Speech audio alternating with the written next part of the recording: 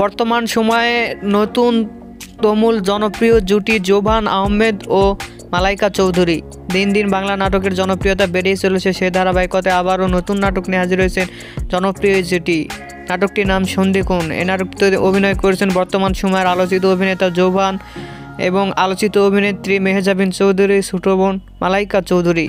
এই নাটকটি রচনা ও পরিচালনা করেছেন মুস্তফা কামাল রাজ।